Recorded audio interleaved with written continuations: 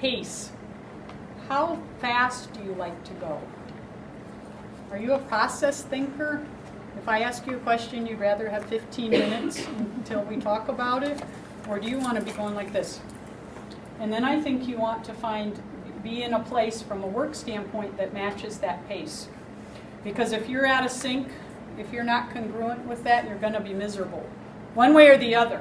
If the organization is going too slow and too methodical, and you're impatient all the time, you're going to be miserable. And if on the flip side your organization is going 90 miles an hour faster than you, you're going to feel like you're on a treadmill and someone keeps turning up the dial and you can't keep up. So I think it's really important, again, to do that kind of self-reflection and see what's going to maybe be a better fit.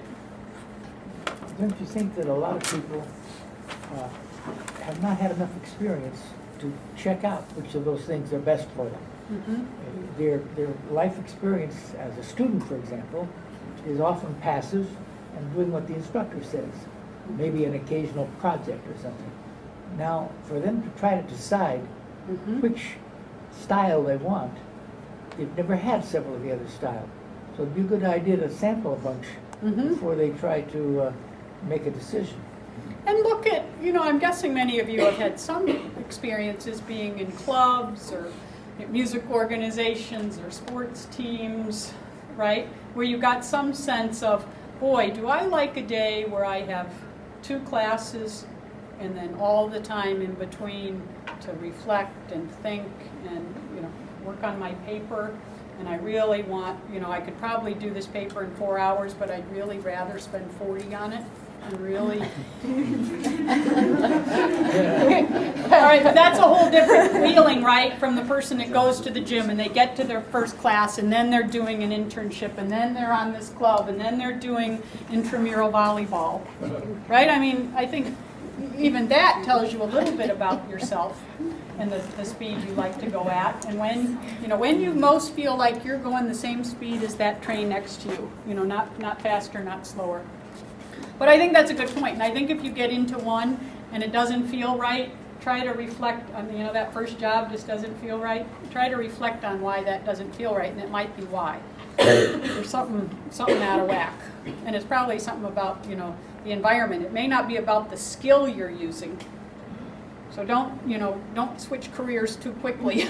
Maybe just try to apply that skill in a different place. So I was thinking I might just talk a little bit about some of the pros and cons about our profession. And I'm happy to report the pros list is this long and the cons list is only this long.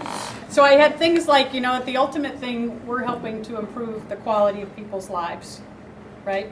Because if they can perform better and get to where they want to be in their life, you've helped them and improved the quality of their life and probably the people around them in their life. So that's pretty cool.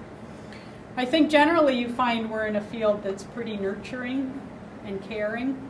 You're trying to help people. So that's a pretty compelling part about the field.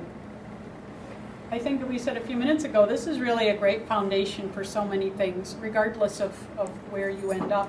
This background, we were saying it would make you a great manager at Best Buy. Just having this understanding of behavior makes you a great parent, right? You understand behavior. So lots of ways to use this as just a fabulous foundation to springboard from. I think it can be a nice mix of kind of the business side along with the helping profession. If that's something you're interested in, it's kind of a nice way to blend the both. I think it's also that same idea. It's a nice way to blend the research with application. That's kind of a whole continuum. So where do you want to be on that continuum? You can kind of choose. It's a nice way to, especially, I think about instructional design. It's a great way you can be really analytical and very creative. Can you see? Because parts of instructional design are very, very analytical. Analyzing the performance you want, how to write the learning objective and how to structure the exercise so it aligns with the learning objective. But where's the creativity part come in? What do you think? Kind of design the look of the instruction. The look?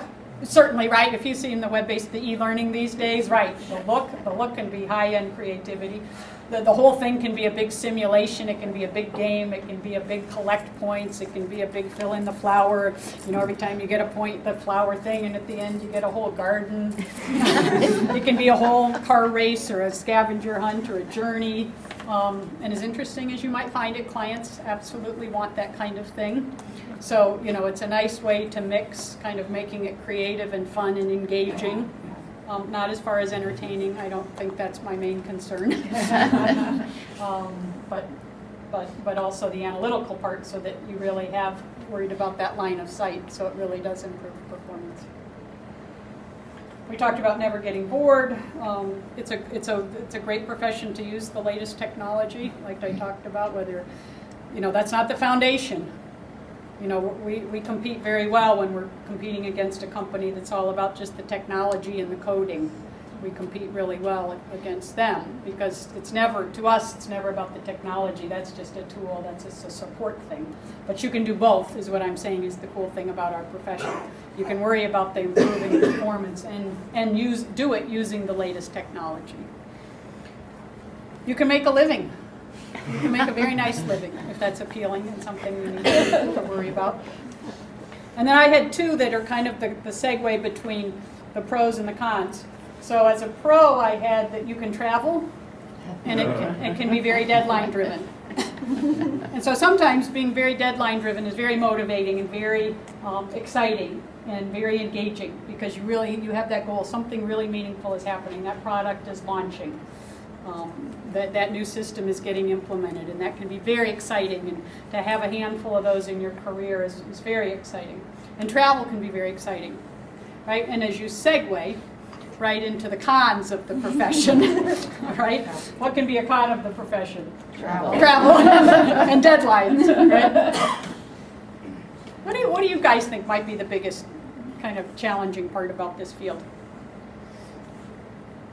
Is there a degree of uncertainty involved in it? There's certainly a degree of uncertainty, right? Do you try something, and how will it turn out? Well, and just with getting new clients and, you know, that kind of thing. Yeah, if you're on the external side and you have to get new clients. But I always like to think, I always like to have everybody think about having customers. So regardless of what kind of organization you work in, regardless if you're external or internal, I like to think that you have customers. So the reality is you don't always get to do the solution that may be the best solution. Right? You've gone in and you've done all your great analysis, and you think you've absolutely picked the best solution that's going to really move the needle on performance. But you don't always get to do that. And so sometimes that can be a tad frustrating. Have any of you had any of that experience with some of your work experience or your practicums, that kind of thing, or your clinical experience? Yeah. So what do you do? Do the best you can do to meet their needs, but do what you want at the same time. Yep. You just have cry. to. You give up and cry? Yeah. Well, maybe for a minute or two. Yeah, but I think, you know, what we always talk about is try to meet the customer where they are, and get in and go side by side and hold hands together and work on the project. And along the way, you know, your ideas are going to rub off and spill over, and you're going to earn. You can't make, right? You can't make somebody like you. You can't make somebody respect you. You have to earn that. So hopefully if you kind of try to understand where they are and why they want to do that solution and hold hands and start going, along the way you have the opportunity to make a difference. In each subsequent process or intervention, you can make a little bit more difference. So that's pretty cool. And sometimes it kind of goes hand in hand. Sometimes you just don't always have the money and the time to do the solution, you know, quite the way you really like to do it. So again, it's all about kind of being resourceful and doing the best you can there. So I think those are some of the pros and cons. And did you see how the pros far outweigh it? Yes, Dr. Peterson.